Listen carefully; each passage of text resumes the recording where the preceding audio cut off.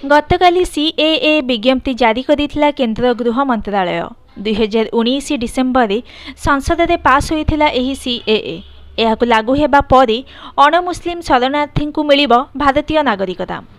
सेथिमध्यरे 3 पड़ोशी देशर शरणार्थी को मिलिबो नागरिकत्व। 3 पड़ोशी देशर अणमुस्लिम शरणार्थी उपकृत हेबे।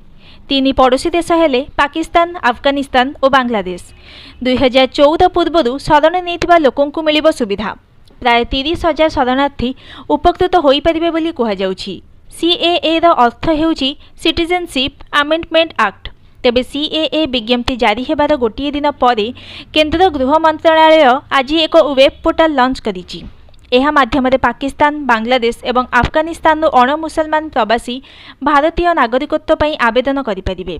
सीएए अधीन नागरिकत्व पई आवेदन करने आवेदनकारी माने सेमानंकर व्यक्तिगत